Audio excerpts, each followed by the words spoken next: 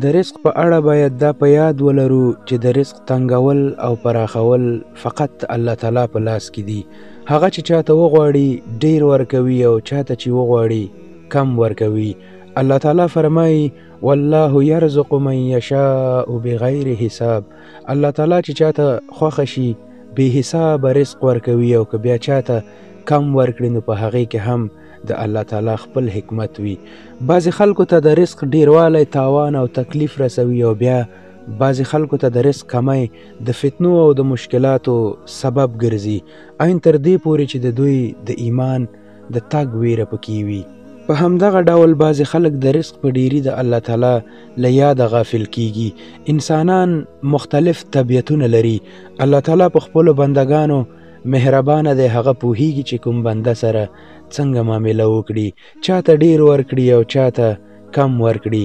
نو زموږ په اړه چې د الله تعالی هره فیصله وي باید په خوشحالۍ سره قبول کړو او د هغې سره سره له الله تعالی نه ښه امید وساتو. او د رزق په سلسله کې مو دا هم په یاد وي چې کله په ژوند کې د رزق تنګي وي او په هغه باندې صبر وشي، د هغه صبر په بدل کې الله تعالی د انسان درجات دومره لوړوي چې د هغه په مقابل کې لوی لوی نیکیانې هم هیڅ وي. بیا بعضې وخت ناشکري هم د انسان د رزق د تنګولو سبب ګرځي. نو د ناشکرۍ څخه مو ځان وساتئ. ښایي د انسان سره ډیر کم څه وي، خو بیا هم باید د الله تعالی شکر ادا کړی شي، ځکه الله تعالی فرمایي لئن شکرتم لازیدنکم. تاسو شکر ادا کړئ زه به تاسې ته نور هم درکړم.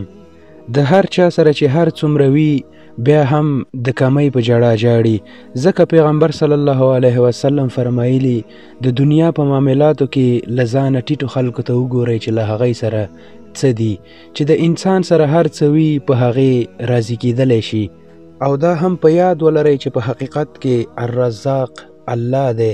نو هر کله چې مو په رزق کې تنګي وي هلې ځلې جاري وساتئ او د الله تعالی نه ښې ډېرې دعاګانې وغواړئ. هغه لیدونکی اورېدونکی دی، دعا قبلونکی دی، لارې خلاصونکی دی.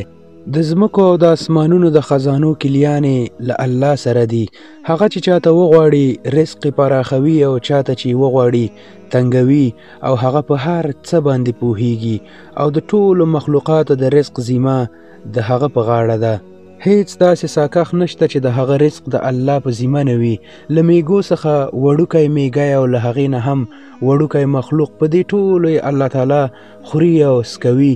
همغه الله دی چې ژوند ورکوي او بیا د ژوند اسباب برابروي. الله تعالی فرمایي ای نبی صلی الله علیه وسلم ووایه بېشکه چې زما رب رزق پراخوي چې چاته یې وغواړي او تنګوي، خو زیاتره خلک نه پوهیږي. بعضې خلکو ته چې رزق ډیر راځي نو فکر کوي چې دا زموږ د پوهې او زموږ د مهنت نتیجه ده، ځکه مو رزق ډیر شو. او کله چې له چا سره کم وي نو خلک فکر کوي چې دا د خپل حماقت نتیجه ده، ځکه د سره نشته. په داسې حال کې چې الله تعالی ناپوهه انسانانو ته هم ډیر څه ورکړي، او بعضې وخت بیا پوهه انسانان د خپلو د ورځو چارو ته حیران وي. ځکه د الله چې چاته خوښه شي رزق پراخوي او چاته چې خوښه شي تنګوي. السلام علیکم.